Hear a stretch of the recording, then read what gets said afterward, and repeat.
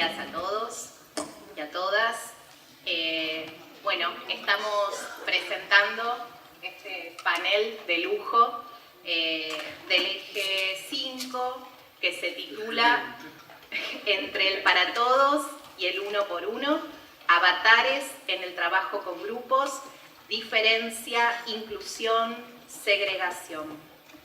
Este eje intenta dar cuenta cómo en diferentes campos de trabajo resuenan una y otra vez enunciados que se vinculan al tratamiento paradojal de las diferencias.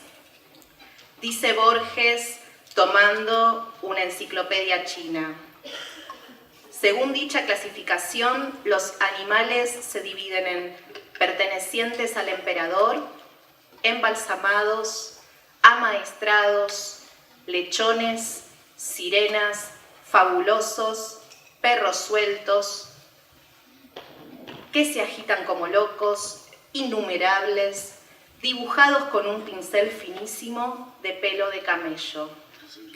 Dice un docente: si me ocupo de uno, no me puedo ocupar del grupo. Bueno, vamos a comenzar con esta mesa. En primer lugar, presentamos a Clarisa Label, que es licenciada en Ciencias de la Educación y especialista en Ciencias Sociales, con mención en Psicoanálisis y Prácticas Socioeducativas de la Flaxo. Es regente del nivel terciario de la Escuela Normal Superior número 7 y profesora de didáctica en la misma institución. Profesora además a cargo del seminario del trabajo de campo en problemas sociopolíticos de la educación. Es autora de diversos trabajos publicados en distintos libros y revistas. Bueno, Clarisa, buenos días, te damos la palabra. Gracias. Bueno, muy buenos días a todos, a todas. En principio, gracias a Carla y a Mercedes por la invitación. Bueno, yo voy a contar una experiencia de Normal 7, que es un profesorado del Gobierno de la Ciudad de Buenos Aires, en el que me desempeño como regente de nivel terciario, y que se trata de una institución que tiene dos profesorados, uno de educación inicial y otro de educación primaria. Bien. Lo que me propongo presentar es, a través de un caso, una parte de la tarea que hacemos junto con un equipo de profesores en relación con el acompañamiento a la trayectoria educativa de los estudiantes, y que nos permitió a nosotras revisar nuestras intervenciones docentes en un momento clave, que es la instancia de prácticas de residencia o taller 6, que es el proceso final, el momento final de aprendizaje en la formación docente.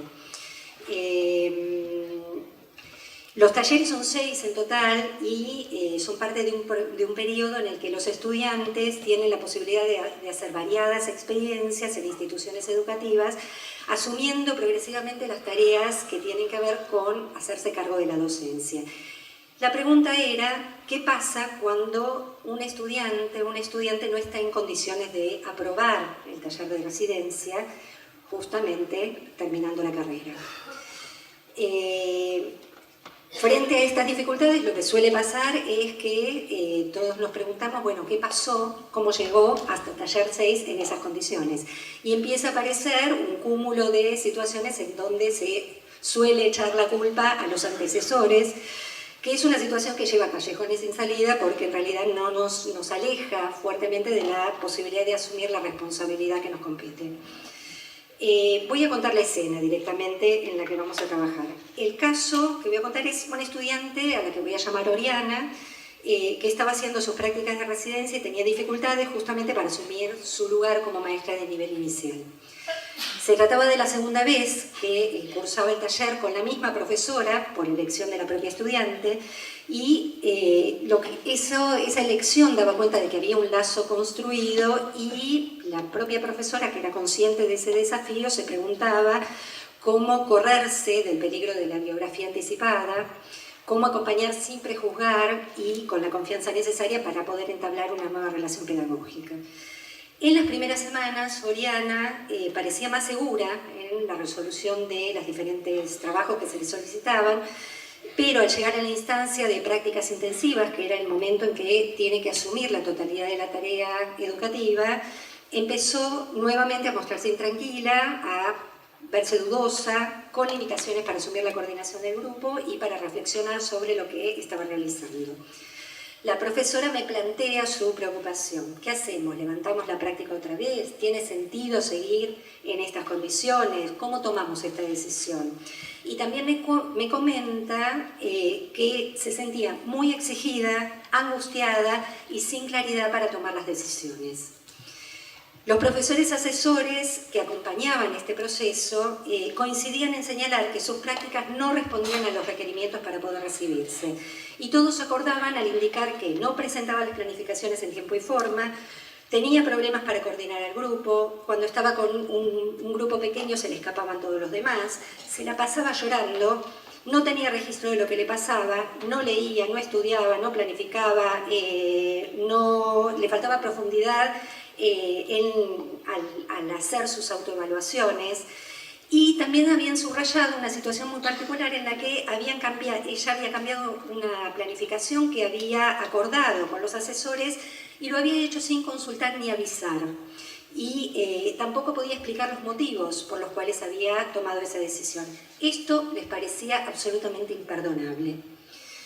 Bueno, a partir de esta situación, cabe aclarar que por recomendación de sus profesores el año anterior, Oriana había asistido a instancias de tutoría, que es un espacio singular a cargo de un profesor tutor que ayuda a acompañar la trayectoria educativa de los estudiantes, y también había estado asistiendo a un taller de escritura porque tenía dificultades con su redacción.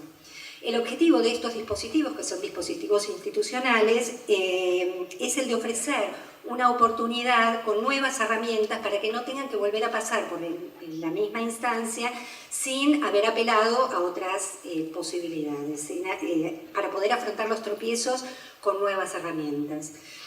Pero, sin embargo, la reiteración de situaciones lo que ponía en evidencia es que el estudiante se encontraba con obstáculos que se resistían a entrar en otro cauce. La preocupación de la profesora era que la llevaba justamente a cuestionarse su propia práctica. Y bueno, lo que decidimos es hacer una reunión con los profesores asesores y empezar, con todos los profesores, y empezar a interrogar los enunciados que ellos mismos habían formulado.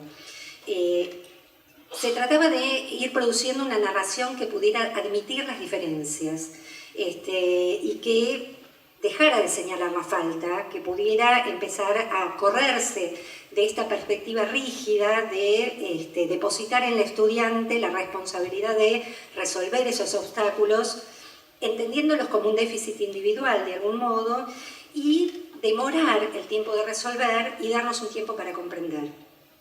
Algunas de las claves, digamos, yo consideraba que los aportes del psicoanálisis nos podían ayudar a pensar en esta situación. Por un lado, la perspectiva de los tiempos lógicos, retomando la idea de un tiempo de ver, un tiempo de comprender y un tiempo de concluir. Y por otro lado, la necesidad de construir un vacío que fuera operativo, dejando un hueco para que el saber del estudiante encontrara su propio espacio.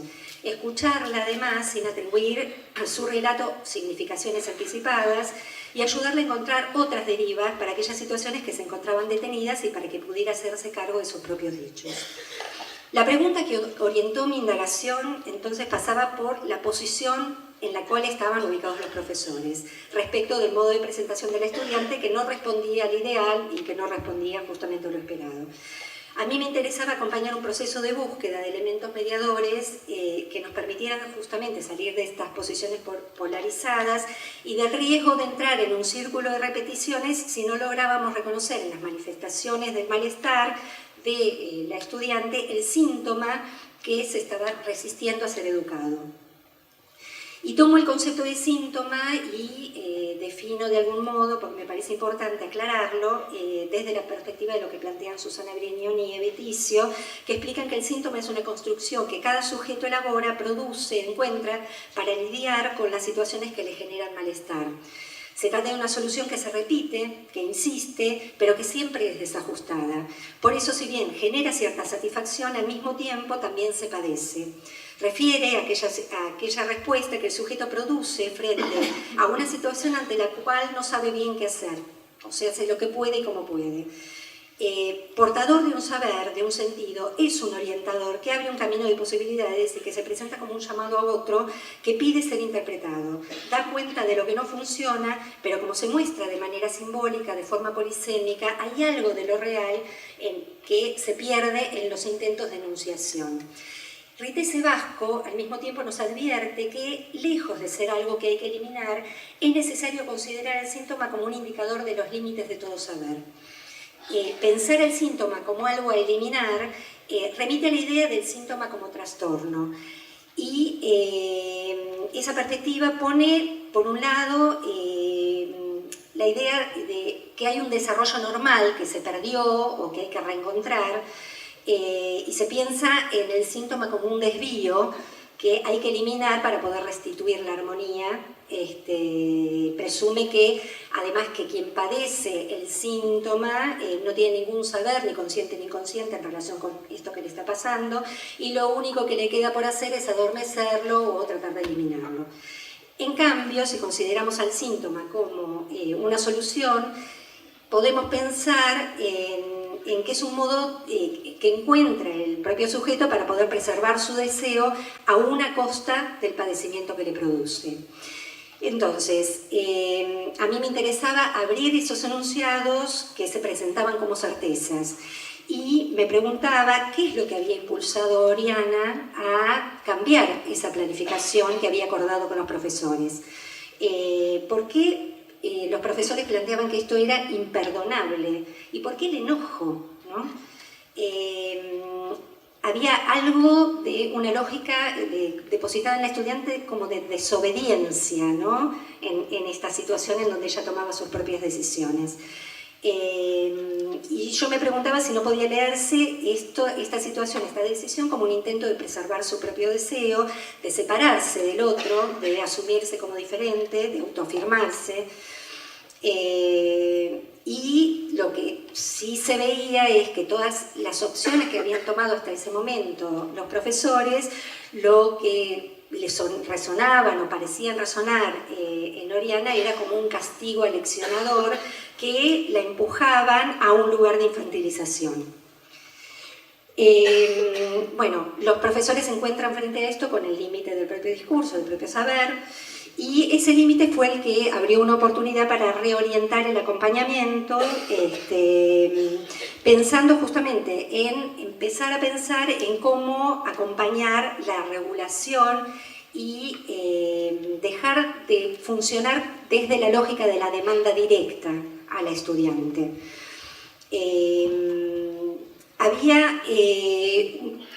Me parecía importante pensar en cómo incluir estas dificultades que se presentaban con la estudiante como parte de la propia práctica profesional.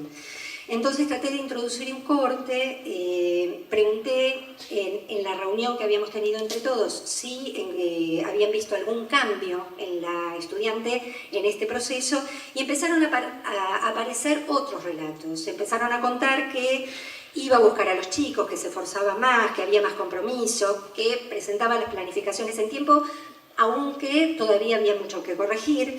Y aparecieron otras cosas que no había mencionado antes, como por ejemplo que era un grupo con chicos muy inquietos y que la maestra se iba y la dejaba sola, pero que sin embargo Oriana no se paralizaba. Bueno, decidimos llamar a la tutora para que nos aportara algo de la voz de la propia estudiante y sus enunciados y su lugar de enunciación.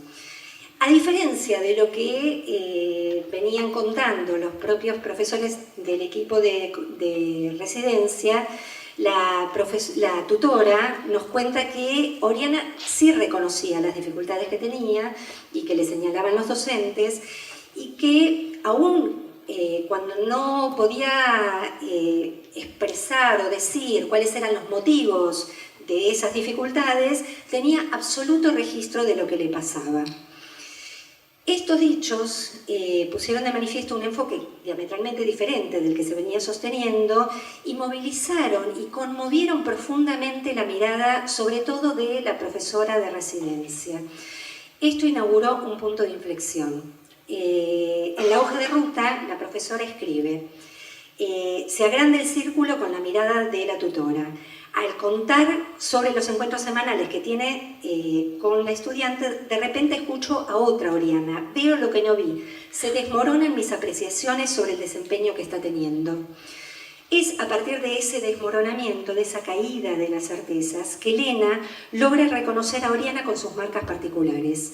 Por esa vía se libera de los significantes fijos, hace lugar a una posición más permeable, habilitando la emergencia del sujeto, lo que impulsa a Oriana a trabajar para recuperar la dimensión de su deseo singular. El trabajo con la tutora habilita, además, la rotación por el discurso del analista, que convocó a Oriana a trabajar, a buscar sus propias respuestas. A partir de ahí, empezamos a flexibilizar el modo de ubicarnos en la escena. Empezamos a pensar en dejarnos guiar por la ética de las consecuencias y no por las buenas intenciones, asumiendo la responsabilidad sin perder de vista el sujeto.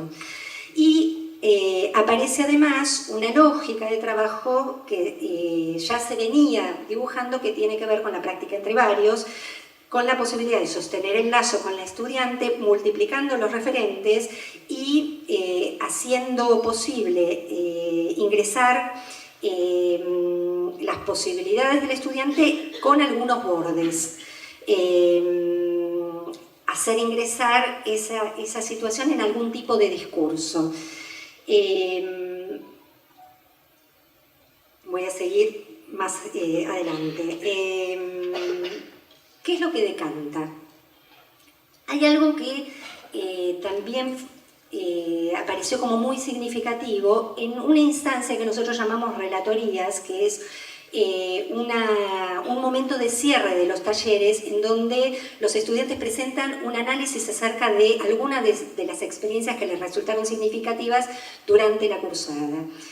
Oriana describe en su relatoría el tránsito por la residencia dando cuenta de ese proceso que estuvo realizando. Y si bien no puede identificar un acontecimiento que haya motorizado el giro, sí describe su cambio de posición y destaca el trabajo conjunto con todo el equipo de profesores. Cabe agregar que la pluralidad de discursos también aportó no solo a que la estudiante encontrara su propio lugar, sino que también nos enriqueció a todos nosotros. Oriana también refiere a algunas dificultades que requerían una modificación de las actividades, contemplando variables que no había podido considerar en el momento de planificar. Y señala que a partir de algunas indicaciones y aportes de los profesores, descubre que poner pautas, establecer por dónde transitar, qué es lo que se puede y qué es lo que no se puede, anticiparle a los chicos qué es lo que van a hacer, cómo organizarse, calmaba ansiedades. Es decir, que hay un saber que ella construyó a lo largo de la carrera, pero que recién resignifica en este momento, a partir de ese aporte que hacen los profesores, y que ella puede tomar como para resignificar y repensarse a sí misma. El saber calma ansiedades porque aporta elementos teóricos para pensar la propia práctica. Vuelvo a Susana Brignoni, que destaca que el corpus teórico recubre la función como una vestimenta, como una envoltura que permite formalizar la función profesional, evitando de ese modo que el cuerpo quede al desnudo, expuesto. De allí que la formación sea un eje central para proteger simbólicamente, ya que permite mediar la relación entre las personas. Por último, ¿qué es lo que decantó de nuestra parte? Logramos salir de la fascinación que produce el síntoma rechazado en el otro, pudimos preguntarnos acerca de la responsabilidad que nos compete, preservar el lugar del educador, a no abandonar la función y persistir en el esfuerzo que requiere trabajar con los otros, las interconsultas, la conversación entre profesionales, sin desconocer lo que no marcha, y tratando de hacer sitio para que la pedagogía tenga un lugar. Darnos cuenta que esta situación no se dirimía sobre la base de la voluntad de cambio que, advertidas acerca de la tendencia a rechazar el modo de presentación del estudiante como perturbadora y disruptiva, era importante disponernos a alojar el síntoma. Y que además este trabajo requiere una institución que haga lugar a estas prácticas y que no anteponga la norma al sujeto. Nada más.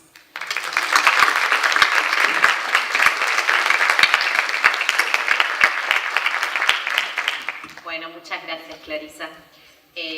Bueno, ahora voy a presentar a Carlos Escliar. Él es educador, escritor, es investigador principal del CONICET e investigador del área de educación que dirigió de la Flaxo también. Realizó estudios de posgrado en el Consejo Nacional de Investigaciones en Italia, la Universidad de Barcelona, la Universidad Federal de Río Grande en Brasil. Bueno, actualmente coordina cursos de posgrado como el de Pedagogías de las Diferencias, y ha escrito numerosos artículos, ensayos educativos y filosóficos. Bueno. Sí, y bueno, hay mucho más, por supuesto. Eso es por viejo ya, digamos, que uno va acumulando cosas, ¿no? En una época eran virtudes, ahora ya es por el paso del tiempo. Bueno, los saludo, iba a agradecer a tanta gente, a Perla, saludar a mis compañeros de mesa, pero tengo miedo que llegue el cartel de los 5 minutos y todavía no dije nada, ¿verdad? Bueno, voy a tomarme estos 15 minutos para hacer un planteo que no sé si puede ser considerado bajo la óptica de una escena pequeña o de una situación más general o de una escena alargada y de una situación peculiar, bajo la pregunta, una pregunta insomne para mí, una pregunta de vigilancia, una pregunta de dolor, de conmoción, que es la del vínculo que puede tener hoy la época con las instituciones educativas, o para mejor decir, dada esta época y sus atributos, ya veremos qué tipo de atributos son ellos, qué transparencia o qué falta absoluta de transparencia puede tener el individuo formado en esta época, y además qué transparencia o desapego a la época puede tener un educador. Este para mí es el planteo general que quiero hacer, porque puntualmente me parece que si acatamos la época, y si el individuo acata la época, y si el educador acata la época, creo que no hay margen para imaginar otra formación. Entonces la hipótesis que voy a plantear aquí es que es necesario, casi como conclusión, que para el educador haya una salida de época, una retirada de época, para poder ofrecer a las otras generaciones otras épocas que no esta. Esto es lo que voy a concluir, pero para eso voy a necesitar un poquito de... Ya está, muchas gracias.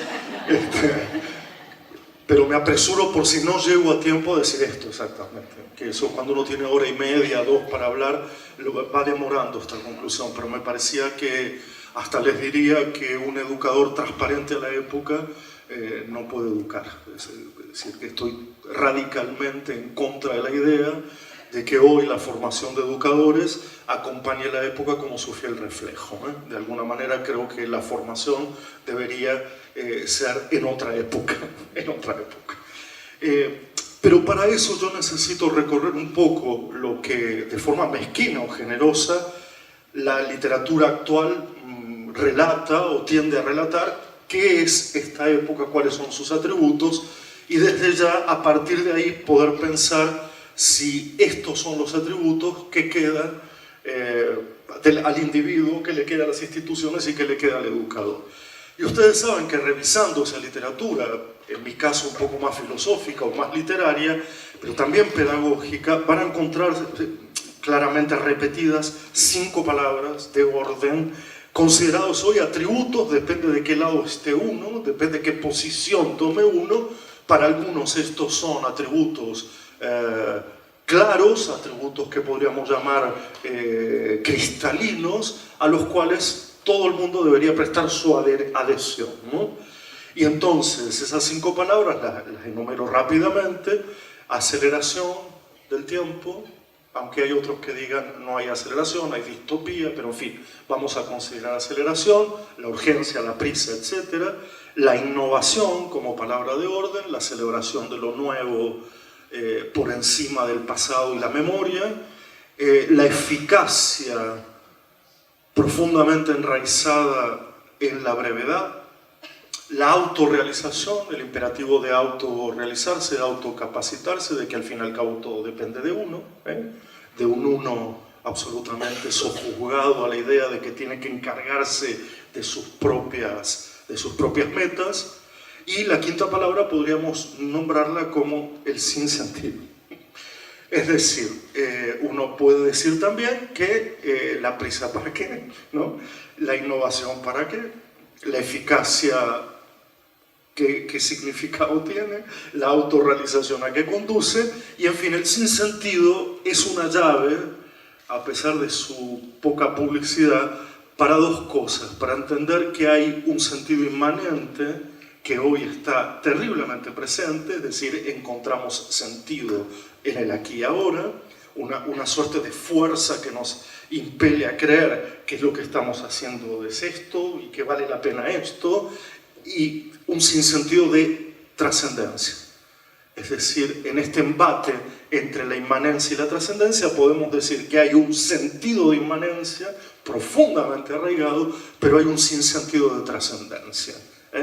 Es decir, ¿qué imagen de humanidad deparará todo esto, lo que podríamos llamar el sentido de la trascendencia, y de la cual la educación tiene una gran responsabilidad, que no es solo el educar aquí y ahora, no solo la inmanencia del acto educativo, también es el sentido de su trascendencia? ¿Qué imagen de humanidad vendrá en el porvenir? ¿A qué se abrirá esta imagen? En conjunto, digo, abren un sinsentido que puede entenderse como aquello que impide la trascendencia del individuo, que impide la trascendencia de la institución, pero también que abre la compuerta de aquello que siempre ha sido necesario para la creación, que es el sinsentido.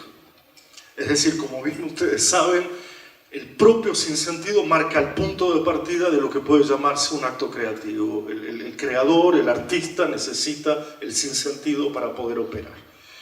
Ahora, cuando caracterizamos esta época, de una forma mezquina, dije, o generosa, es evidente que estoy recortando una forma de componer la época a partir de atributos que, repito, para algunos son claros y para otros son oscuros, y que podríamos resumir en la idea de Giorgio Agamben a propósito de la posición del sujeto contemporáneo, que siempre sería aquel que al mismo tiempo que está aquí y ahora, al mismo tiempo que puede advertir las luces de un tiempo, es también capaz de advertir sus oscuridades. Como que de alguna manera el sujeto contemporáneo que plantea Agamben resumiría incluso la meta educativa. Más que la idea de sujeto crítico, sujeto emancipado, etcétera, etcétera, lo que hoy podríamos abrir como una gran potencia en el acto educativo es al menos la formación de un sujeto contemporáneo, aquel capaz de acompañar su tiempo, pero también revelar sus profundas sombras. De tal manera que esto permitiría, a mi modo de ver, que aquello que parece ser claro, luminoso para la época, resulte oscuro y tortuoso para el individuo, y viceversa. Lo que es desechado en esta época, lo que es considerado inservible, inútil, desaprovechable, podría ser considerado luminoso para el individuo. Esta paradoja es, a mi modo de ver, fantástica y requeriría de muchísimo tiempo para desgranarla, pero la podríamos plantear como una suerte de rebelión frente a aquello que María Zambrano en 1967, a eso a las 7 de la tarde, escribió como, en un texto muy breve, como la condición infrahumana, donde alertaba que así como estaban planteadas las dinámicas epocales, y porque justamente esas dinámicas impedían al individuo tomar distancia de ellas y entrar permanentemente en la vorágine, como una suerte de hamsterización de lo humano, María Zambrano dice, está aconteciendo una suerte de condición infrahumana caracterizada por dos elementos que son contradictorios con cualquier idea formativa. Una, que todo conocimiento se ha vuelto lucrativo y por lo tanto hay que desprender al saber, al conocer, de todo lucro. Pobre. No le ha ido muy bien, digamos. Y la otra idea es aquella que ella planteaba como haber entendido que todo progreso deba ser asumido como progreso tecnológico. De tal manera que la condición infrahumana, formada de esta manera, tenía estos dos componentes, que es cuando todo conocimiento se vuelve lucrativo y todo desarrollo se vuelve tecnológico, el sujeto, el individuo, se convierte o pasa por una condición infrahumana. Agrego a este elemento el hecho de que para el filósofo alemán Peter Sloterdijk, en una conferencia llamada Estrés y Libertad, la pregunta de la época podría ser, si no es cierto que estamos condenados, por un lado, a adaptarnos o sobreadaptarnos a las exigencias de la época, lo que produce un profundo estrés, ya marcado en esta época en la propia infancia. Es decir, que ya adaptarse a estos atributos de la época, repito, innovación, velocidad, eficacia, autorrealización, ya supone un primer estrés. Para poder adaptarme a la época, la tensión es lo que podemos llamar la taquicardia de la infancia, ¿no? De alguna manera una suerte de ritmo desenfrenado, frenético. Pero por otro lado, dice, además está el estrés por criticar a la época permanentemente, de tal manera que uno aquí puede plantearse si la educación se convierte apenas, o uno, como dice el PowerPoint que tengo atrás, ¿no? Que me olvidé de traer, uno, si la educación está al servicio de una hiperadaptación a cada época, el resultado no puede ser más que la taquicardia de la infancia. Dos, si la formación educativa tiene que ver con la crítica, formar al sujeto en una crítica permanente a su época, el resultado no es otro que otro tipo de taquicardia. Una taquicardia quizás más rebelde, pero taquicardia al fin. Y la pregunta que deja Peter Sloterdijk y que yo dejo aquí es, ¿cuál sería la alternativa formativa que no nos conduzca a este doble estrés? Si hay, como dice él, algún tipo de espacio de libertad. Claro que estas palabras son demasiado grandilocuentes y libertad, como ustedes saben, es una palabra que hay que tenerle mucho cuidado, mucho miedo, por su liberalización como término. Sin embargo, Sloterdijk la toma del Rousseau, del paseante, de las ensoñaciones de un paseante, y muestra cuánto la libertad tiene que ver cuando un individuo o una institución... Taquicardia. Cuando un individuo o una institución no pueden, ahora perdí el hilo, pero no importa, el espacio de libertad, ahí va. Cuando un individuo o una institución no se ven afectados por ninguna idea de rendimiento. Este es el concepto, a mi modo de ver, medular en el planteo que estoy queriendo hacer. Lo que se opone aquí es que para enfrentarse a la época sin estrés, hay que quitar y quitarse de cualquier tipo de actividad que presuponga el rendimiento como la clave de éxito o fracaso. Esa palabra rendimiento que todos ustedes conocen, porque además está totalmente emparentada con la idea de educación de competencias, que no es otra cosa que hacer que un niño se convierta en joven, que se convierta en adulto, que llega al mercado de trabajo, que no existe y muere. Este relato de la vida y esta imagen de la humanidad es sobre la que uno combate y presenta su punto de vista, en el sentido de decir que ese espacio de libertad quiere decir una suerte de refugio que hay que inventar. Pero a diferencia de los refugios de Rousseau, de Montaigne y de todos los filósofos burgueses, la pregunta, y voy a terminar porque si no, en fin, la pregunta a mi modo de ver es cómo se construyen refugios de silencio, de soledad, de lectura para nada, de paseo, de arte, etcétera, etcétera, etcétera, que vayan de lo individual a lo colectivo, esto es, ya no la salvación del individuo que rechaza la época y tiene la oportunidad de quitarse de ella en una posición burguesa, sino la potencia que tiene lo colectivo de cimentar, de crear proyectos donde de algún modo, perdonen la metáfora, volvamos de una vez a la caverna. Pero esta vez la caverna es un refugio para evitar que los chicos, como los que trabajamos en filosofía con niños o como los que trabajamos a diario, solo nos pregunten ¿y esto para qué sirve? ¿Y esto qué tiene que ver conmigo? La respuesta es, no sirve para nada. Yo educo en aquello que no sirve para nada. Esta es la nueva posición del educador. Quiero mostrarte los vínculos no capitalistas con el mundo. Quiero mostrarte que la lectura no sirve para nada, que el amor no sirve para nada, pero que la lectura no sirve para nada. Y quiero enseñarte aquello que no forma parte de tu mundo. Para que yo pueda ser maestro, tengo que mostrar estos dos vínculos.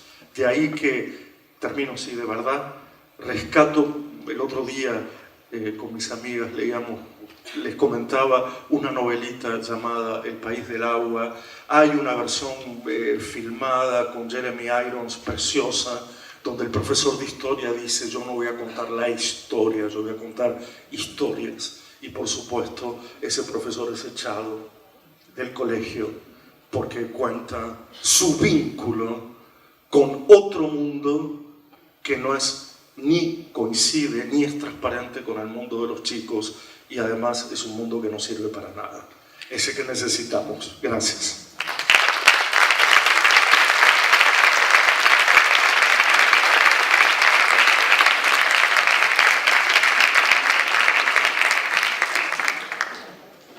Bueno, voy a presentar ahora a Flavia Terigi. Flavia es licenciada en Ciencias de la Educación, magíster en Ciencias Sociales y doctora en Psicología, investigadora. También es investigadora y docente regular en la Universidad General Sarmiento, donde ha sido decana electa del Instituto de Desarrollo Humano, profesora titular regular de la Facultad de Filosofía y Letras de la Universidad de Buenos Aires.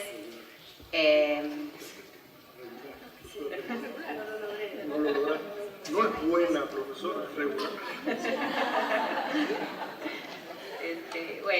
Y tiene amplios antecedentes en investigación y de gestión de proyectos en el ámbito de políticas públicas. Ella estudia sobre todo el aprendizaje y sus condiciones, los modos en que las condiciones de escolarización se imbrincan con los procesos cognitivos y las relaciones sociales en la posibilidad de que los alumnos y estudiantes se hagan partícipes de la producción cultural. Buenos días. Gracias a la organización del coloquio por la invitación, en particular a Perla. Para mí, en este momento en el que estoy dedicada a la gestión universitaria, estar acá es casi un recreo, un lujo que me doy, así que muchas gracias. Hace mucho tiempo, en distintas instancias de formación compartidas con maestros, maestras, profesores y profesoras de distintos niveles del sistema educativo, yo iba haciendo una especie de colección de frases que que seguían a la expresión "no me prepararon para esto". Y bueno, a ver, yo te digo, no me prepararon para esto, ¿qué me decís? ¿No? Y en el "no me prepararon para esto", en la colección que fui haciendo, que no voy a leer, pero se la pueden imaginar, de a poco se iba coleccionando la humanidad, digamos, ¿no? Al principio era, bueno, no me prepararon para, no sé, niños multirepitentes con sobredad, pero al final era niños que, y casi cualquier cosa que un niño o una niña pudiera hacer o hacer, era algo para lo que quienes tomaban el desafío de completar la frase decían no estar preparados. Una manera, desde mi punto de vista un poco trivial de interpretar esto, es verlo como una mera resistencia de los docentes al cambio que tiene que tener lugar en la acción educativa. Digo resistencia también en un sentido trivial, no denso como ustedes pueden estar trabajando aquí, sino, bueno, los docentes se resisten al cambio. ¿Por qué no? Sería una pregunta, ¿no? Pero supongamos que ahí hubiera un problema. Yo creo que no sirve interpretarlo como resistencia de los docentes, más bien hay que interpretarlo, y en esto vengo trabajando desde hace mucho, como una suerte de efecto de un sistema, ¿no? Hay un sistema que se ha constituido históricamente, que es algo que la pedagogía en buena parte de su producción contribuyó a producirlo y después a tratar de interpretarlo y pensarlo de otro modo. Un sistema, decía, que ha tenido que dar una respuesta a algo que en este auditorio puede sonar horrible, pero es el trabajo que el sistema hace, que es estandarizar. El sistema escolar tiene muchas potencialidades y muchos problemas, pero lo que también tiene es una especie de constitución que le es propia a su organización como sistema, que es que para trabajar con todos los niños, todas las niñas, en muchos años de su vida, y para enseñarles una especie de stock muy amplio de conocimientos, de instrumentos culturales y demás, el sistema necesitó producir algo así como una economía de esfuerzos que consistió en algunas de las cosas con las cuales hoy en día nos peleamos, ¿no? Por ejemplo, con la idea del todo a todos, con la idea de la masificación o de la simultaneidad o de la organización de las poblaciones por edades teóricas, la idea de la repitencia como única forma de reagrupamiento cuando por algún motivo las cosas no funcionan. Lo que quiero decir es hora de ver que el principio de homogeneización no es algo así como la versión que salió mal de un sistema pensado para otra cosa, sino que ha sido un rasgo constitutivo de lo escolar, por lo menos en su forma moderna, digámoslo así. Y cuando uno quiere desarmar un poquito qué significa la homogeneización, aparecen tres cosas, que son distinciones sutiles, pero a mí me parece que vale la pena hacerlo. Por un lado, aparece la homogeneización como una suerte de meta que se quiere lograr con la escolarización, una especie de efecto del trabajo escolar, y entonces ahí la homogeneización se confunde un poco con una especie de gesto igualitario, ¿no? Lo que tendería a ser la escuela, en esta versión de la homogeneización, es producir una igualdad allí donde en principio esta no existe.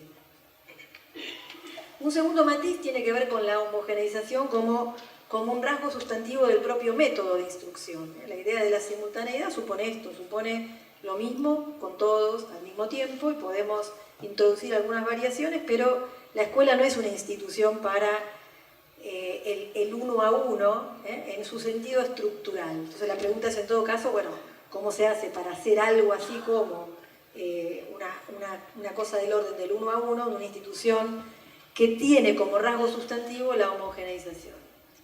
Y el tercer matiz tiene que ver con la homogeneización como una especie de condición para que esto funcione.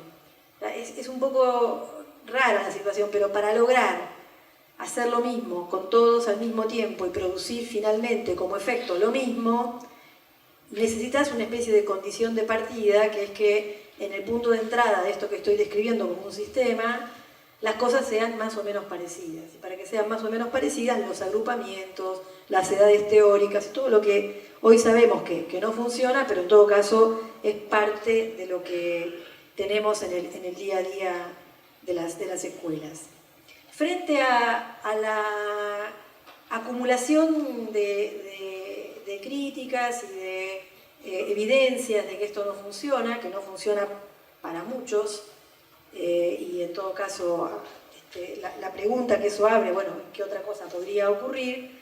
El campo de la pedagogía ha organizado una parte de lo que plantea en los últimos años bajo la categoría nuevos formatos, ¿no? Habría que proponer nuevos formatos para la escolarización, en principio frente a las dificultades de los sectores vulnerabilizados para aprovechar los rasgos de la forma escolar, pero también como una suerte de esfuerzo superador de las críticas que ha acumulado la escuela en la fase contemporánea de la escolarización, porque hoy tenemos unas críticas a la escuela muy distintas de las que se podían tener a fines del siglo XIX o comienzos del siglo XX. ¿Cuál es la expectativa que yo encuentro cuando leo estas invitaciones a los nuevos formatos? Una expectativa de que modificar las estructuras organizativas de las instituciones va a ser posible transformar las prácticas. Y esa es la expectativa que creo que hoy tenemos que poder discutir desde el campo de la pedagogía. Estoy hablando, yo hablo estrictamente del campo de la pedagogía, esta idea de que la modificación organizacional va a producir por sí sola transformaciones en el nivel de las prácticas. Yo estoy aquí para tratar de plantear que en verdad no alcanza con la modificación organizacional, que lo que se requiere son enfoques didácticos potentes, distintos de los que se han desarrollado bajo ese modo de funcionamiento de lo que algunos autores han llamado con bastante agudeza la máquina de educar, ¿no? La máquina de educar ha producido ciertos enfoques didácticos, esos enfoques didácticos no van a cambiar porque nosotros modifiquemos aspectos de la organización, entre otras cosas porque todavía se transmiten en los sistemas formadores, porque mucha de la producción artefactual que acompaña a lo escolar, como los currículos, los libros de texto y otros elementos por el estilo, siguen descansando en una suerte de visión monocrónica del aprendizaje que debería ocurrir en la escuela. Reconocer que todos no aprenden lo mismo en el mismo tiempo, sostener que quizás para lograr aprendizajes en algún sentido equivalentes, los recorridos no tienen que ser necesariamente los mismos, superar inclusive la repitencia como la única forma de reagrupamiento que ha instituido el sistema escolar a escala de sistema, y no quiere decir que no haya programas de aceleración, propuestas específicas que localmente resuelven el problema, pero sí que a escala del sistema la respuesta sigue siendo la repitencia. Requiere de parte de los actores concernidos por una propuesta de este tipo, un tipo de conocimiento profesional que permita dar otras respuestas a las diferentes cronologías de aprendizaje que realizan los sujetos. Y en este punto, a mí me parece interesante, yo creo que trabajo por ahí, digamos, establecer una distinción de la mayor importancia. Una cosa es que nosotros podamos reconocer, como podemos reconocer, que en numerosas experiencias en desarrollo, a veces en escuelas específicas, a veces en el marco de programas gubernamentales, eventualmente en iniciativas promovidas por organizaciones que pueden ser sindicales o simplemente organizaciones de docentes no necesariamente sindicalizados, están ocurriendo cosas que podrían entrar bajo la categoría formas de invención de otro hacer. Es cierto, están pasando en muchos lugares cosas que nosotros podríamos decir acá hay invención de modos de hacer las cosas que marcan una diferencia respecto de la monocronía, la máquina de educar, etc. Pero la distinción que quiero hacer es entre invención del hacer y producción de saber a partir de esto. Ustedes me podrán decir, bueno, cuando uno inventa un hacer, ahí hay un saber. Yo estoy de acuerdo, hay un saber que ustedes quieren en acto, generándose, en pleno desarrollo, yendo y viniendo. Pero producir saber pedagógico implica un grado de reflexividad y de elaboración de este hacer que permita que eso que se está produciendo cuando se inventan modos de educar, bueno, se pueda incorporar al debate público y pueda en algún sentido entonces conmover el otro saber profesional, el de la monocronía, el de la homogeneización y el de la repitencia. En ese sentido, hay una serie de experiencias en curso y que vale la pena estudiar, que creo que en lo que yo podría destacar de ellas comparten algunos rasgos, o por lo menos una cierta colección de este conjunto de rasgos que yo voy encontrando.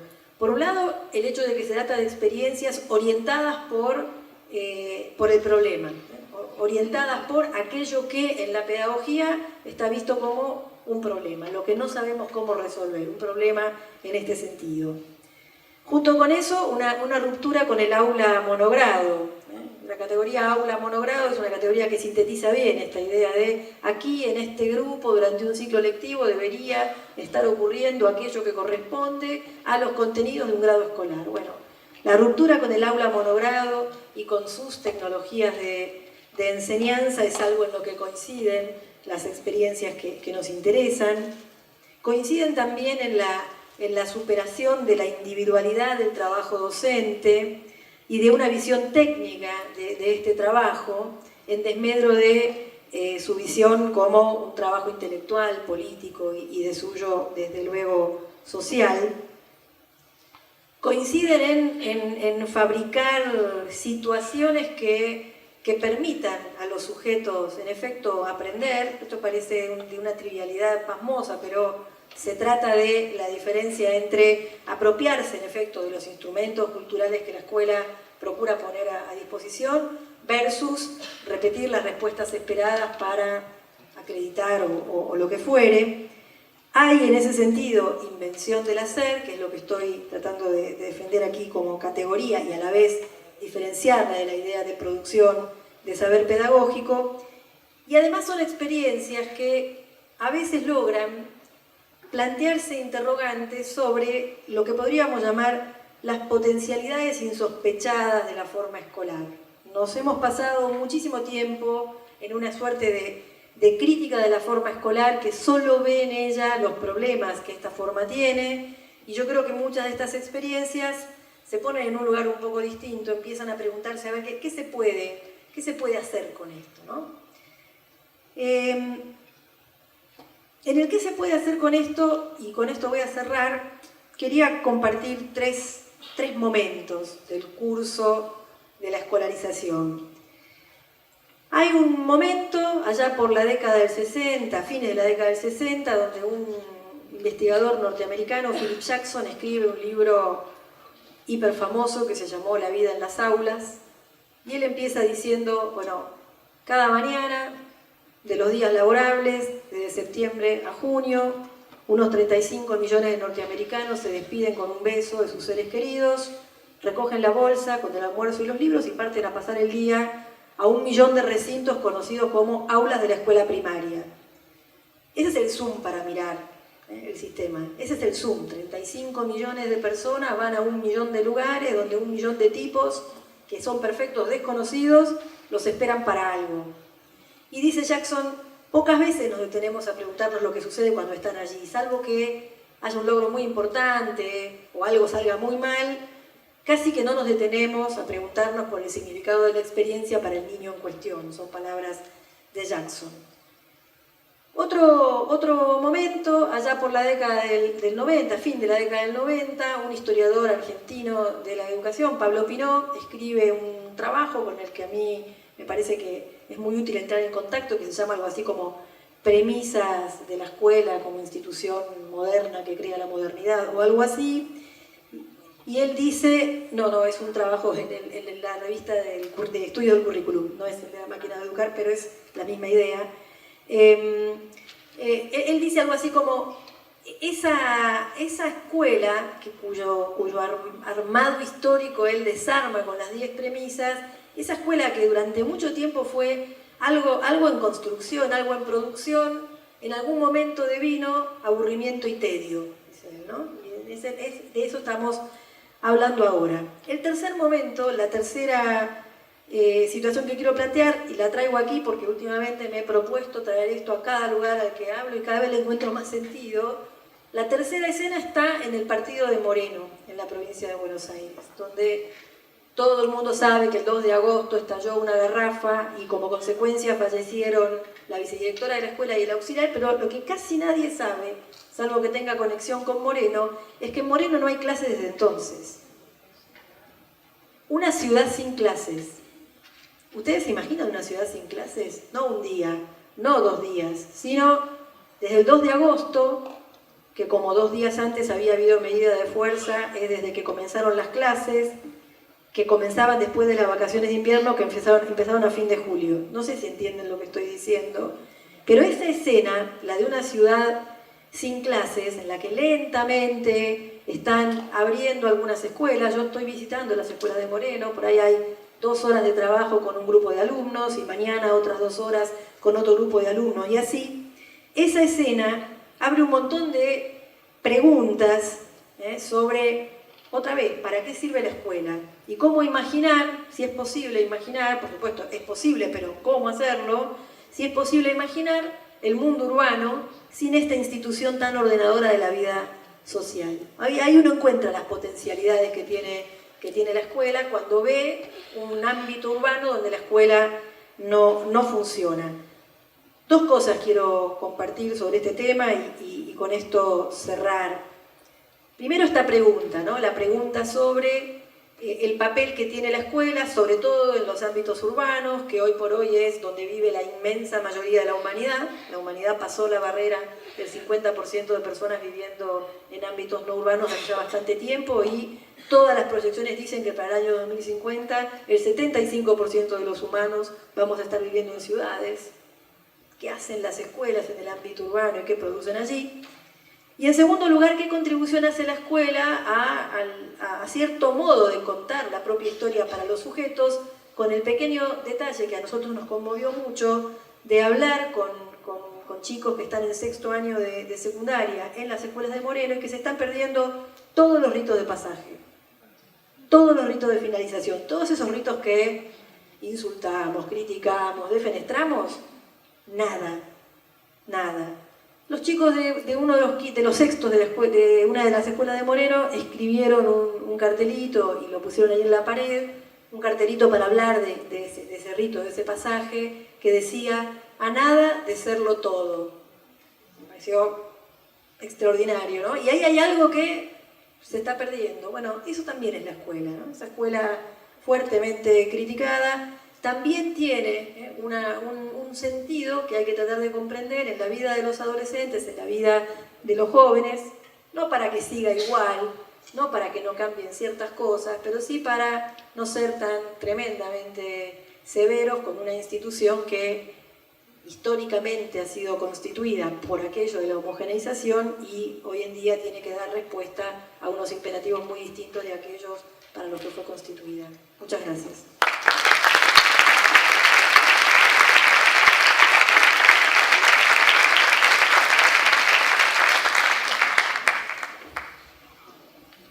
Bueno, voy a presentar a Laura, una de mis maestras.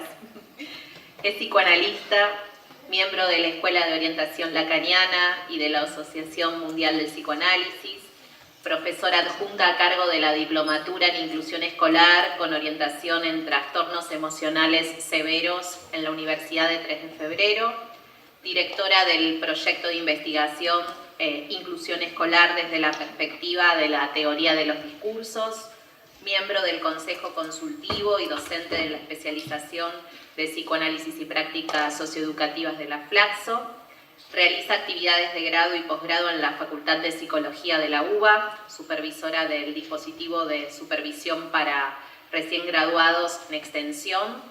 Coordina un servicio de apoyo a la integración escolar que se llama Cerca Integraciones. Fundadora de Entrevenir, que es un colectivo que se dedica a sostener el discurso del psicoanálisis al servicio de los lazos sociales en los ámbitos escolares. Asesora y supervisa en diversas instituciones escolares. Bueno.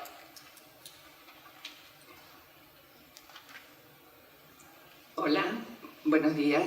Yo voy a pedir 1 minuto de gracia, porque los 15 son así como muy pocos y necesito compartir con ustedes la emoción que me genera estar acá, estuve en los inicios de este proyecto y 10 años más 1 es mucho tiempo. Solo dos cosas quiero decir. Una, que en ese momento fue toda una decisión sostener psicoanálisis en el título, psicoanálisis y prácticas socioeducativas, y eso me parece que fue un logro, un mérito, generó efectos, abrió un campo que cobija a muchos profesionales que de alguna u otra manera se referencian al psicoanálisis. No era, ahí uno nota el tiempo, no era tan sencillo sostenerse como psicoanalista en los ámbitos escolares en ese momento. Este congreso me parece da cuenta de ese esfuerzo sostenido por Perla y su equipo todos estos años, ¿no? Y por otro lado, mi encuentro con Perla tuvo efectos de autorización en lo personal que marcaron fuertemente mi derrotero como psicoanalista. Y mi derrota también, que se mueve, no sé qué pasó, que se mueve, una psicoanalista que se mueve en las aguas de la educación, nunca es fácil, o no era fácil en su momento, me parece. Así que, bueno, y lo tercero, y ya arranco con lo mío, fue todo un desafío animarnos a hacer uso de herramientas, conceptos, nociones muy propias del campo psicoanalítico para pasarlo, para ofrecerlo a profesionales de otros campos, a practicantes de la educación. Y cuando uno escucha los efectos en las posiciones y la apropiación de esas nociones, la potencia de esas nociones para una lectura de la realidad, la verdad que es muy conmovedor. Bueno, ahora sí, arranco. Bueno,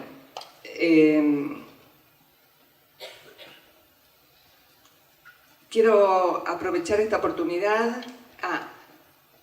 Voy a leer, porque los 15 minutos hizo que cada uno tomara estrategias distintas en esta mesa. Voy a leer para no irme de lo que quiero decir.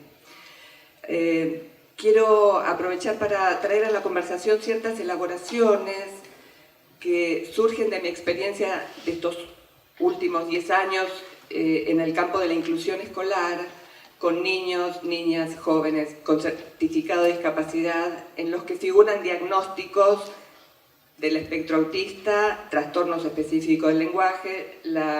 El sistema educativo los nombró, hasta hace poco lo sigue nombrando como TES, por eso el nombre de la diplomatura. Ayer se nombraba como TEA, trastornos del espectro autista. Bueno, todos estos años me encuentran comprometida particularmente con el desafío epistémico de transformar la inclusión escolar en una praxis. Digo, es un término que se instala muy fuerte en el sistema educativo: inclusión escolar, un mandato, un ideal, normativa. Allá vamos todos atrás de la inclusión escolar. Ahora, solemos hablar de prácticas, de políticas, de normativas, pero no tanto de fundamentación teórica. Y cualquier profesión que pretenda incidir sobre la realidad o llevar adelante alguna acción transformadora debe necesariamente ir acompañada de un esfuerzo teórico que enmarque esa acción bajo las coordenadas de un campo disciplinar, o por lo menos eso es lo que quiero plantear hoy.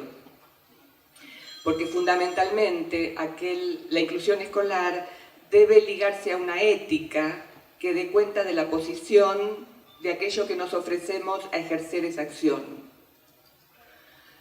Freud las denominó profesiones imposibles, esto ya lo sabemos. Imposibles aquellas que requieren como mínimo preguntarse por sus efectos y fundamentalmente por sus límites. Entonces, si hablamos de efectos y si hablamos de límites, sabemos que las prácticas de inclusión no siempre resultan en el sentido de lo esperado y que las políticas suelen cabalgar detrás de la realidad, intentando enmarcarla en cierta normatividad.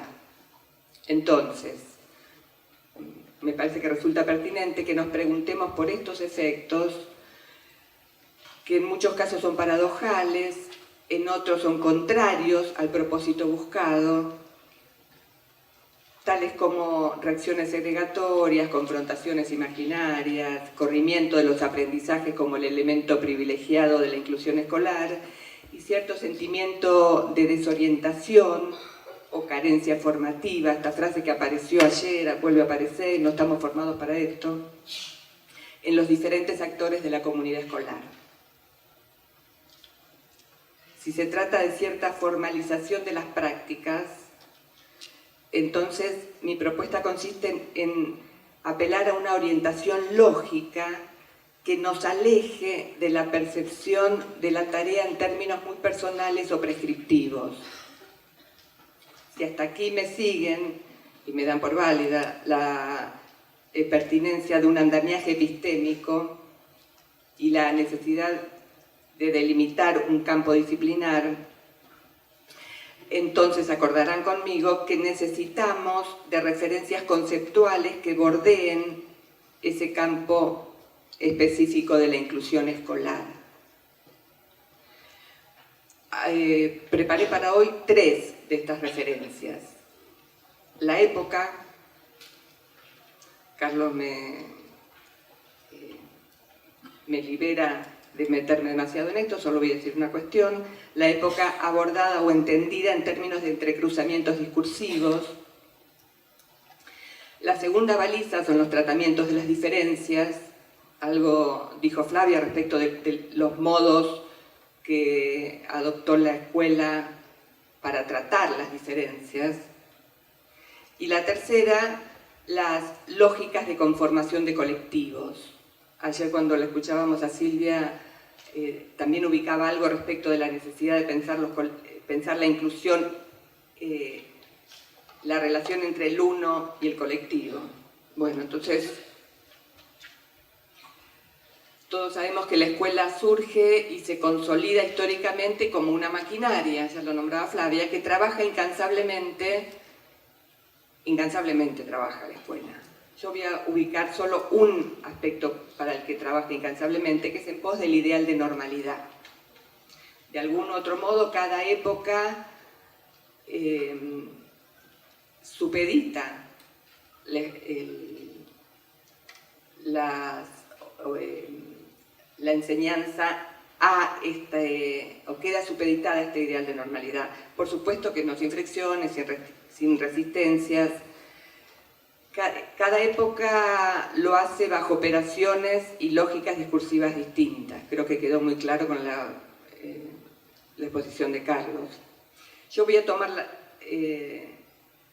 lo que está por debajo de todo lo que estoy planteando, es la teoría de los 4 discursos, elaborada por un psicoanalista francés, Jacques Lacan, a finales de los 60, porque nos aporta esa perspectiva lógica que decíamos necesitamos para reconocer las épocas, en tanto los discursos implican estructuras que organizan de determinadas maneras el vínculo social. O sea, cuando hablamos de vínculos estamos diciendo se soportan y necesitan de estructuras, y hay diversas estructuras. Por lo tanto, hay diversas modalidades de conformar los vínculos.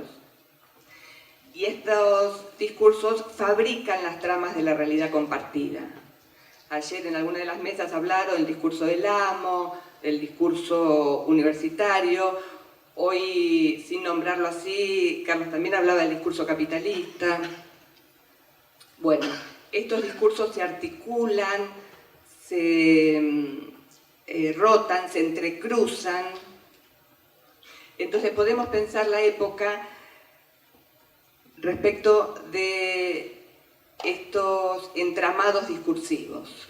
Bueno, ¿por qué es fundamental pensar la inclusión en un contexto de época? Bueno, por diversos motivos, yo voy a tomar solo una. Porque lo que caracteriza esta perspectiva más lógica que nos aportan los discursos nos permite reconocer que lo que caracteriza la época no es la inclusión, sino la generalización de la segregación. Entonces, la inclusión al campo de lo social es el problema más ardiente de nuestra época, en tanto los ordenamientos discursivos actuales ponen en cuestión y debilitan todas las estructuras sociales. Lacan en 1967 pudo vaticinar, pudo prever que se venía el ascenso de un mundo organizado sobre todas las formas de la segregación. Él dijo que era imposible no darse cuenta que lo que caracteriza nuestra época es esto, es una segregación ramificada, reforzada, que no hace más que multiplicar las barreras. Ahora, ¿cómo pudo anticiparse? Bueno, porque contaba con las lógicas discursivas como herramienta de lectura de lo social. Eso le permitió plantear que se venía una época de hegemonía de lo que voy a denominar, él no lo denomina así, pero yo para simplificar, lo voy a denominar como discurso cientificista actual. Bueno, entonces, es en este contexto que quiero pensar las prácticas de inclusión. En la generalización del discurso, en el contexto de generalización del discurso de la ciencia. Los avances de la ciencia ampliaron la visión de lo posible y con ello la creencia en la expansión sin restricciones de los universales. No me puedo detener aquí porque no es a donde quiero llegar, pero podemos pensar cuáles son los todos propios de esta época. El primero que se me ocurre es el todos consumidores y que tiene la particularidad de no necesitar ni de agrupamientos, ni de colectivos, ni de condiciones para la convivencia. A ustedes quizás se les ocurra otros todos propios de la época, pero en este todos consumidores uno entra a un shopping, no necesita tener contacto con nadie, o sea, no hay vínculos algunos, y hoy en día vamos a comprar todo por internet, con lo cual menos. Ya se comentó en otras mesas, no quiero repetirme, pero es verdad que las escuelas recurrieron para sostener algún universal a lógicas propias de este discurso cientificista. Ayer aparecía como lógicas propias de salud, cosa que es verdad. Confiando en esas lógicas para intervenir de algún modo sobre los cuerpos. Es algo que se ubicaba ayer muy claramente.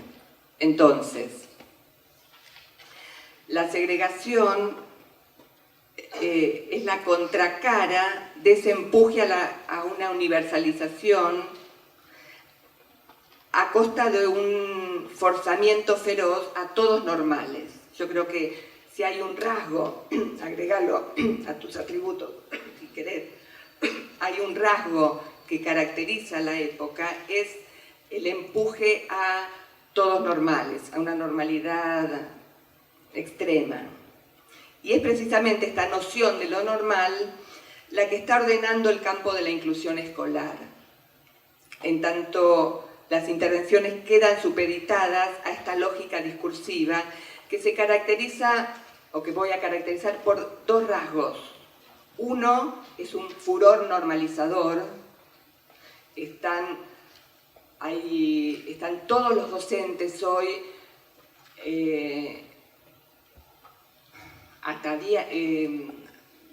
comandados, dominados, supeditados a este furor normalizador que implica que entre los primeros días de marzo, antes de llegar a abril, se pueda detectar y ubicar a aquellos niños que escapan al patrón de normalidad tan rígido que propone, que por otra parte ese patrón no está puesto por el sistema educativo, sino por la ciencia, por salud. Y la otra característica es esta vocación de universalización. Entonces, mirar las prácticas de integración desde estos rasgos nos permiten ubicar algo de sus efectos segregatorios. Bueno, esta es una cuestión. La segunda cuestión respecto del tratamiento de las diferencias.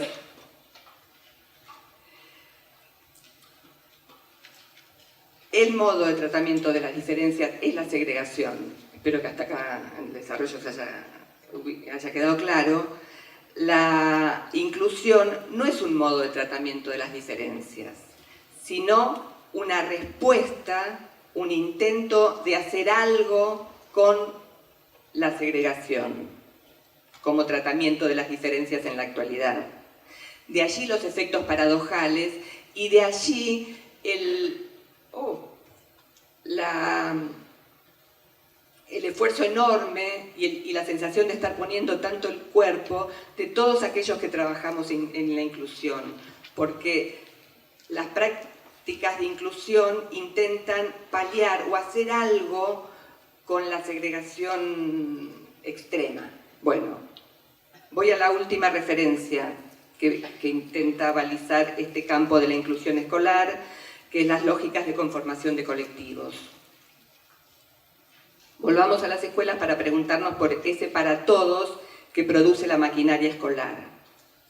Si la cosa marcha, el dispositivo escolar recibe niños y niñas para transformarlos en estudiantes. Eso es una maquinaria. Todos estudiantes. Ahora bien, los niños detectados, evaluados y derivados a salud, que para sostener su escolaridad deben ser diagnosticados y medicalizados, van a parar a la categoría del integrado, no de estudiante. Entonces, esta categoría del integrado no está en referencia a todos estudiantes. Muy por el contrario, se desprende como contracara de todos normales. Por más esfuerzos que se realicen y por más esfuerzos que realicemos todos aquellos que trabajamos en inclusión, al no ser una categoría válida para el campo escolar, es muy difícil que un integrado devenga en alumno. Por otro lado, los niños y niñas que quedan fijados a esa categoría de integrados, ayer Rinaldo dijo algo que me pareció muy interesante, que es en estas últimas épocas, con todas las prácticas y políticas de inclusión, solo los niños con diagnóstico de TEA quedaron bajo la categoría de integrados, no el resto. Entonces, los niños que quedan fijados a esa categoría no acceden a incluirse en ningún para todos, ya que no están en referencia al para todos estudiantes, pero tampoco podría existir un todos integrados. De hecho, no lo hay, el todos integrados, por suerte. Entonces, la identificación a dicha falsa categoría, en tanto no hace conjunto ninguno, deja a cada uno de los integrados en la soledad de sus cuerpos y sin recursos para ingresar a los lazos sociales. Ya a esta altura espero que resulte obvio que se puede intervenir en el 1 por 1 para acercar un supuesto parámetro o criterio normativo, o bien apostar a que la inclusión en un colectivo vele las diferencias individuales, contando con la ficción de semejanzas que produce la pertenencia a un grupo que nos vuelve unos entre otros. Ese es el mayor desafío para la inclusión hoy. Entiendo la educación en ese movimiento como una disciplina que produce lo común con algunos, es decir, parte de un universal, pasa de lo singular a lo particular. El movimiento de inclusión a la escuela debe velar algo de lo singular, de lo más singular de cada uno, para transformarlo en un particular. Estudiante es un particular, en tanto permite que cada uno a su modo se reconozca como estudiante en ese colectivo. El término será, entonces, lo particular es aquello que se parece de estudiante en estudiante. Y el término será singular cuando no pertenece al universal en que irrumpe, en este caso el escolar, conmoviéndolo, y cuando no hace lazo social. Por eso la figura del integrado, en tanto no hace lazo, es tan disruptivo para el escenario escolar. Integrado es un término conformado por la singularidad de un niño o niña que no deviene en estudiante. Lo singular es aquello que hace obstáculo al para todos, o sea, es aquello que no ingresa al para todos. Y desde esta perspectiva resulta imprescindible diferenciar intervenciones que responden al uno por uno, con intención de incluirlo en el colectivo, de intervenciones que se meten con la singularidad. Solo se justifica el uno por uno en referencia al para todos. Si estas prácticas se independizan del para todos escolar, entonces las mismas se vuelven totalitarias y vamos en un avance en búsqueda de normalización de cada uno de los niños. Dejar por fuera de la educación escolar el punto de vista de lo singular, me parece, es ese límite necesario al empuje a la normalidad. Bueno, voy a saltear un poquitito. Porque suponer que solo los niños integrados tienen aquella parte que no se ajusta a la norma es un absurdo. Cada uno de nosotros tiene esa parte que no se ajusta a la norma y que no ingresa al colectivo. Entonces, ¿por qué la escuela meterse con eso? Ahí me parece que hay un embrollo fundamental en la inclusión, porque precisamente los niños que van a la falsa categoría de integrado, uno podría nombrarlos como aquellos niños resistentes a la normalización. Entonces, entramos en una escalada cada vez más feroz. Bueno,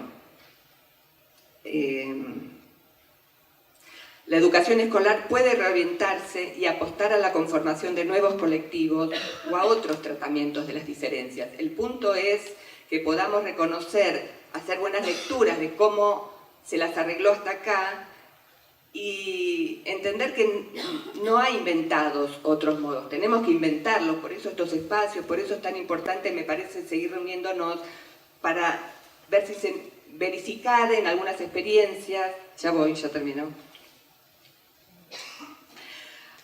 Puede permitir que cada uno encuentre sus tratamientos diversos de la singularidad en el arte, la ciencia, la escritura, con los recursos culturales, con lo que fuere, sin necesidad de intervenir de un modo tan directo sobre cada uno de los niños.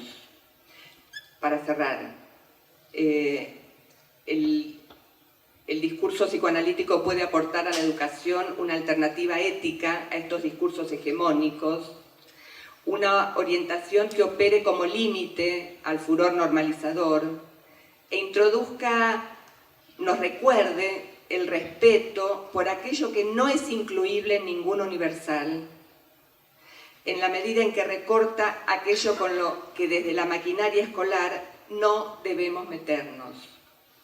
Y dejemos al discurso cientificista actual esas intrusiones tan directas sobre los cuerpos de los niños. Bueno, si la educación persiste por este camino de ir a buscar al uno por uno, no van a alcanzar ejércitos de integradores ni brigadas de terapeutas.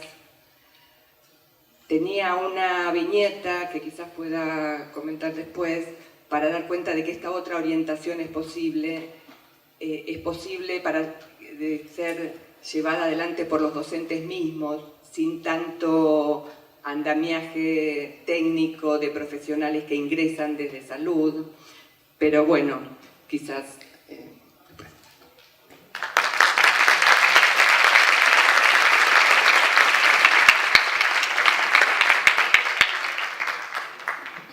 Bueno, vamos a dar espacio a las preguntas. Agostina ya está con el micrófono en mano. No sé si alguien tiene alguna pregunta en particular.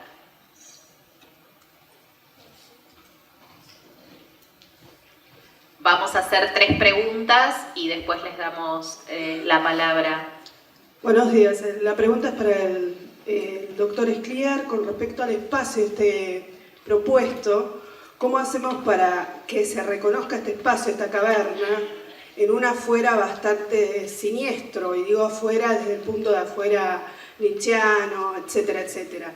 ¿Cómo hacemos ese reconocimiento de esa caverna de protección y creación? Gracias.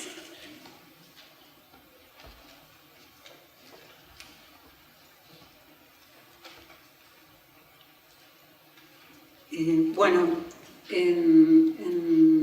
pondría en relación un poco el planteo de Flavia con el que nos convocara a pensar así Carlos Escliar.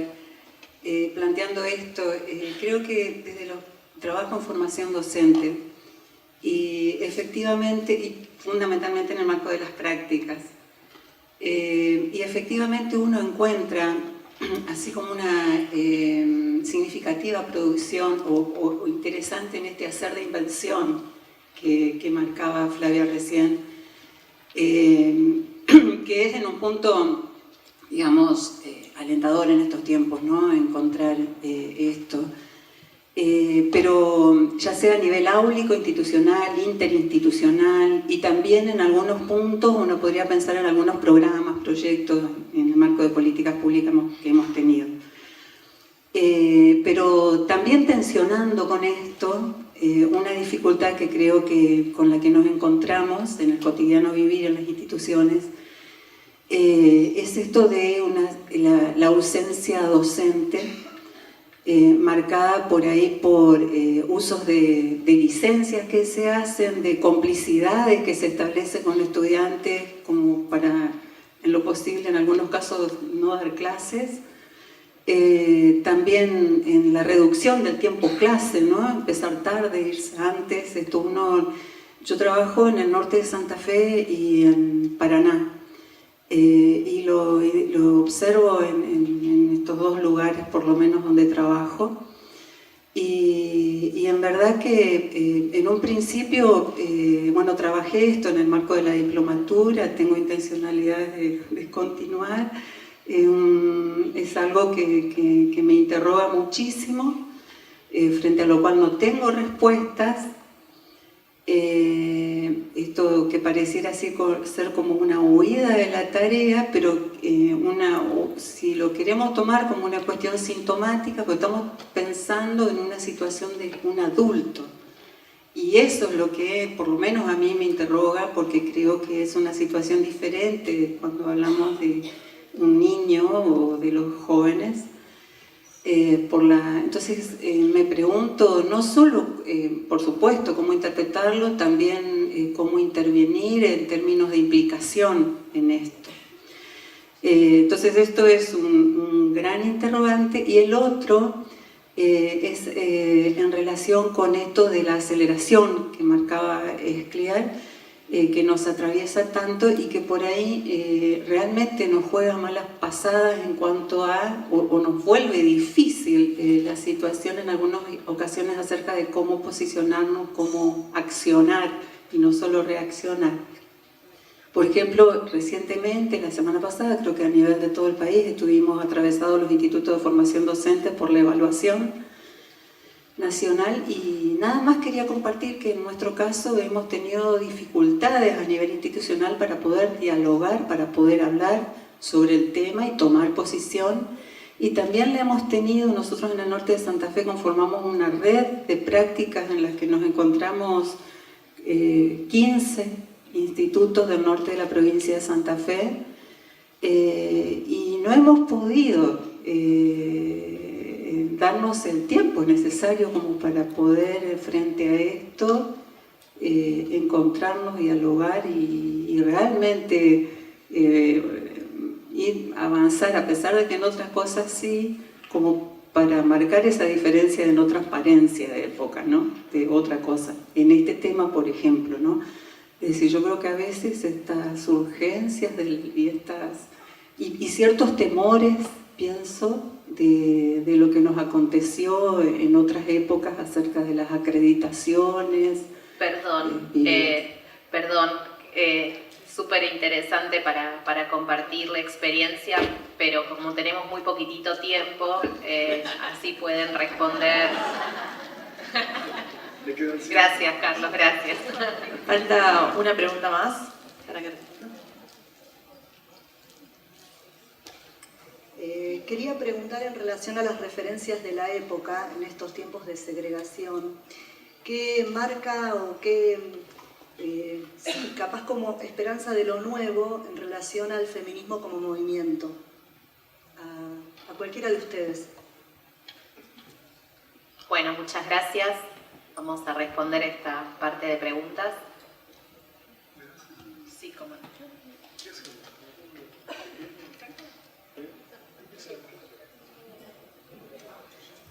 Yo voy a contestar lo del feminismo. Bueno, gracias por cederme el lugar, por dejarme pasar primero. Este es mi sueño. Yo dije, ahora que somos iguales, ¿me vas a dejar pasar primero? ¿No? Por fin. Bueno, todavía no somos, sí. Cuando seamos iguales, ¿me vas a dejar pasar primero? Sí, gracias.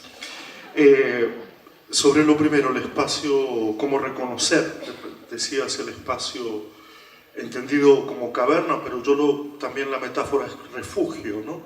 Hay una imagen que me parece que vale la pena retratar, y es que de alguna manera uno lo que quiere es cuidar a una generación de dos intemperies, la intemperie de la calle y la intemperie del shopping, que son igualmente intemperies desde ese punto de vista. Y por lo tanto entender la escuela o la creación de la escuela como un refugio de un tercer lugar que no se parezca ni a la intemperie de la calle ni a la intemperie del centro comercial.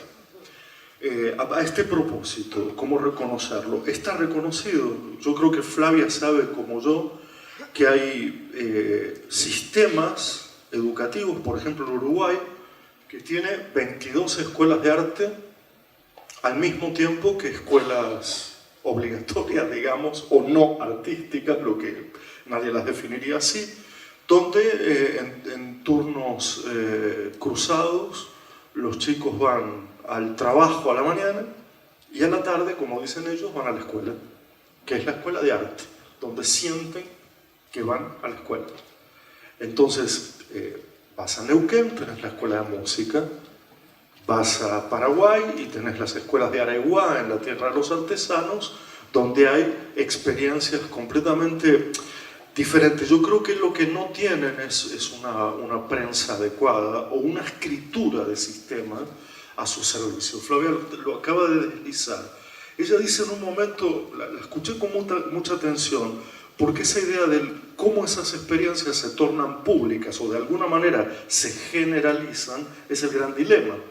O si en realidad se mantienen en la periferia y no quieren ocupar el centro del sistema, que también es una respuesta posible. Es decir, no, yo prefiero este pequeño refugio y no quiero que esto forme parte de un sistema evaluativo, fiscalizador, juzgador, normativo, y por lo tanto lo mantengo como una alternativa a los sistemas, haciendo de esto otro sistema, evidentemente.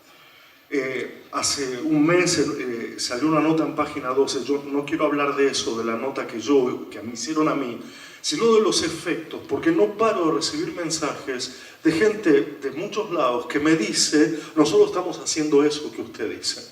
La escuela inútil, desde la Villa 31 hasta los confines del nordeste y del sur argentino. Nosotros estamos haciendo eso que usted dice.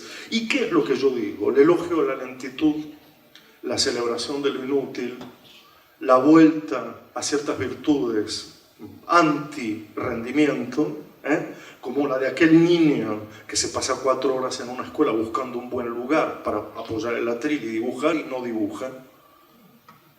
Entonces ese niño debería ser condenado al infierno en la escuela. Y sin embargo, durante esas 4 horas hizo una enorme cantidad de cosas que bien podrían ser apreciadas. Ha entrado en conversación con mucha gente, ha medido la sombra, la luz.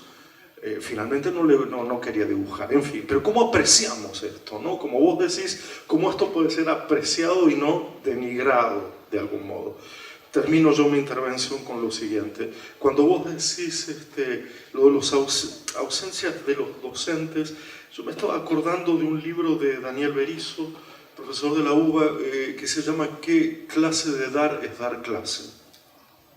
Y más allá del juego de palabras es precioso el libro, porque vuelve esto a la ética de la hospitalidad en el sentido del don, del ofrecimiento, de las pedagogías generosas versus las pedagogías mezquinas. Y en eso es evidente que hay que hacer una formación sobre la generosidad, volver a la idea de generosidad. Y termino de verdad, siempre cito la novela famosa de John Williams, Stoner, donde al final, cuando él se jubila, este personaje dice aquello de enseñar tiene que ver con una dignidad artística y no con una habilidad técnica.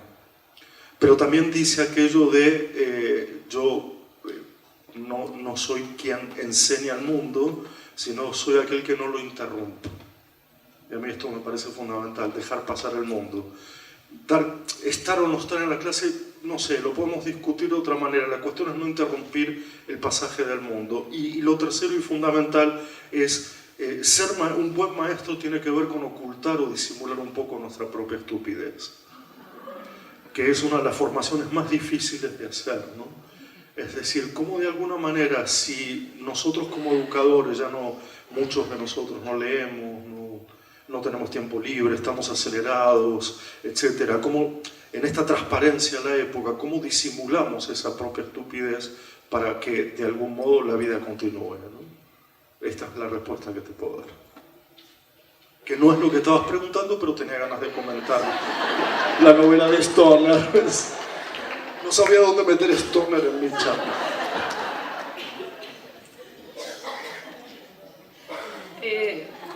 Dos cosas. Una respecto de qué hacer con la época. La época que ubico como de la segregación. Hay muchas respuestas. Quiero dar la respuesta que yo encontré hace unos años para hacer con la época, que es apostar a los efectos del armado de colectivos que posibiliten un trabajo sobre la propia posición. Uno no puede transformar el mundo es una tarea que hoy en día es muy titánica, y que muchas veces deja a los docentes un poco atrapados, ¿no? Porque cuando uno dice, bueno, este es el contexto, y sí, pero ¿cómo cambias el sistema? ¿Cómo cambias a los supervisores? ¿Cómo cambias el... Y no sé, desde el lugar de uno, no sé si es posible, pero sí es posible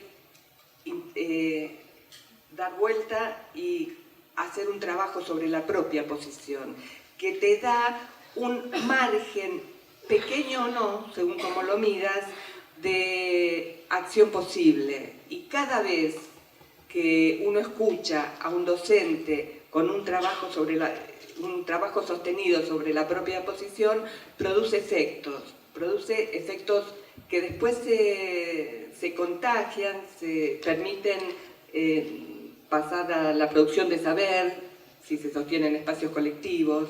Entonces, mi apuesta en los últimos años, por eso arranqué con la praxis y los colectivos, tiene que ver con eso, armar espacios donde la gente pueda encontrarse con la potencia de algunas ideas que les permitan hacer lectura de la época, para no quedar atrapados, pero tampoco para pensar que se puede quedar por fuera.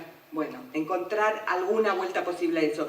Y lo otro que me hizo pensar lo que comentaste de nosotros hacemos lo que usted dice, en realidad ahí hay, me parece, es un efecto al revés, porque alguien nombra de algún modo que puede ser la generosidad, la pedagogía de la generosidad, entonces la potencia del nombrar permite que alguien que viene haciendo algo de manera un poco intuitiva pueda inscribirse en ese nombrado.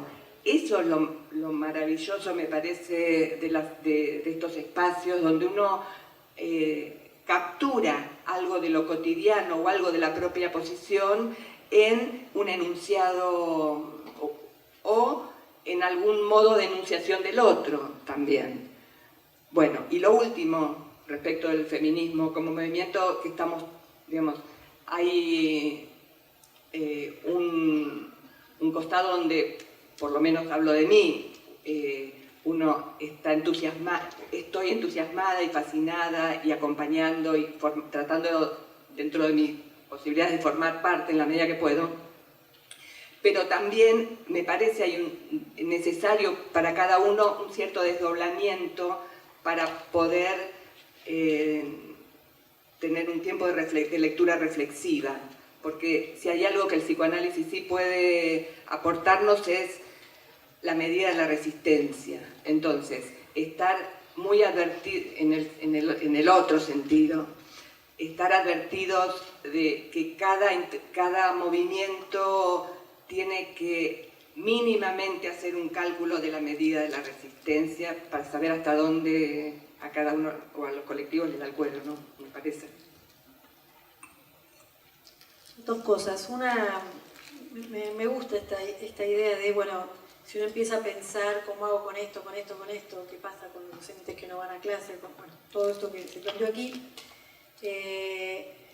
puede quedar en un punto un poco paralizado, ¿no? Y que hay algo, en efecto, por lo menos de lo que a mí me parece interesante, de ayudar desde el campo de la pedagogía a plantear estas cuestiones, que es evitar un deslizamiento que se puede producir, digamos, ¿no? Hace 10, 15 o 20 años atrás, y Laura da testimonio de que esto todavía es necesario, y la intervención de Clarisa también así lo muestra, cuando algo de la cosa no funcionaba, el sospechado era el sujeto, digamos, ¿no?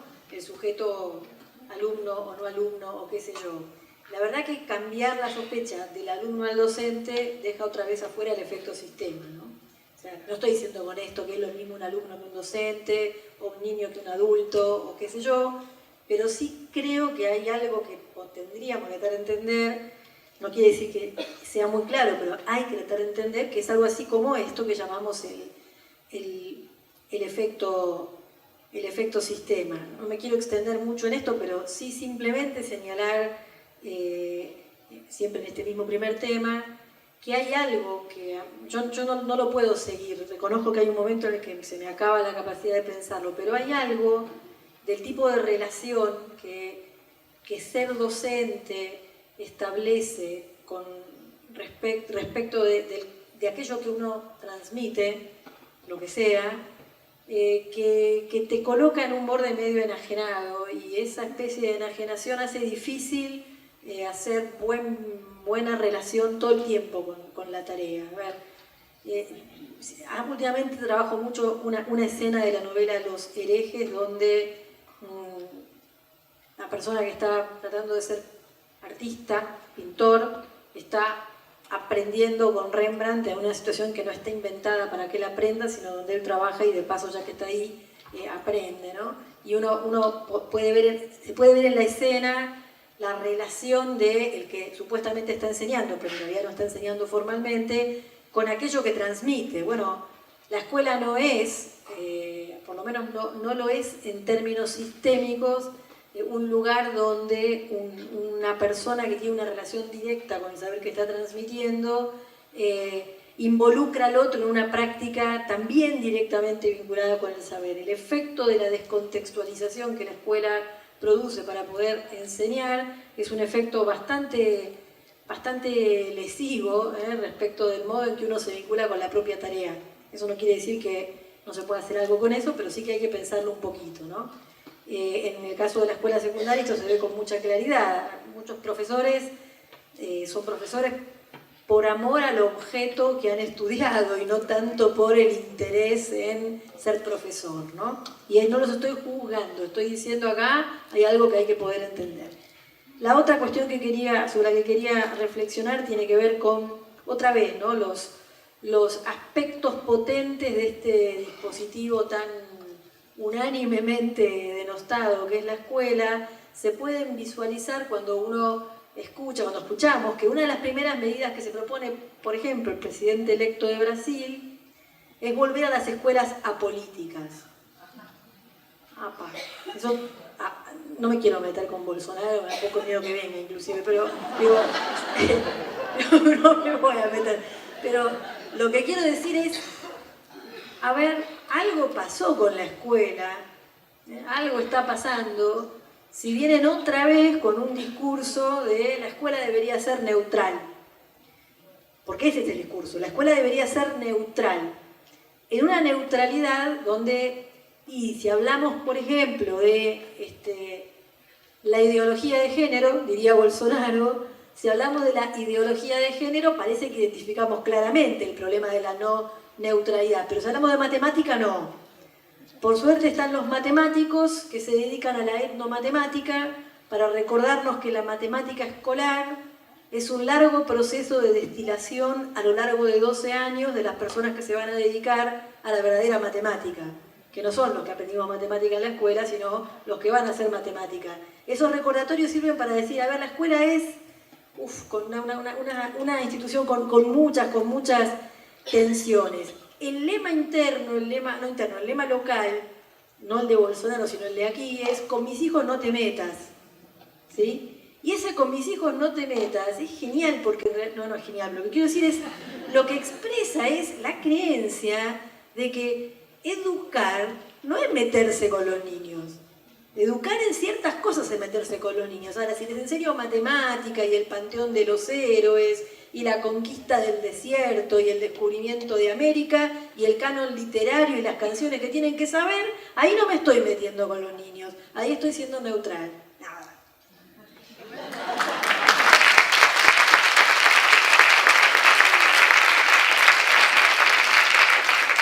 Bueno, a mí no me preguntaron, pero solamente un comentario en relación, me quedo pensando en esto que decís en relación con la huida, que me parece que ahí hay un punto interesante como para poder entrar, y habría que ver qué es lo que genera ese deseo de no estar ahí, digamos, cómo hacer para volver a convocar el deseo de querer estar y de poder juntarse con otros, qué es lo que entusiasma, qué es lo que nos conmueve para tener ganas de estar juntos en una institución educativa y bueno, qué es lo que convoca. Yo creo que ahí hay un punto que se da la mano de algún modo con lo que plantea Mercedes de las ceremonias mínimas, ¿no? Que a lo mejor da una puerta de entrada, que no es tan macro justamente, pero que permite repensarnos a cada uno de nosotros en el marco de esas situaciones singulares y las particularidades contextuales, ¿no? Bueno, ya estamos en horario, ¿no? Hola.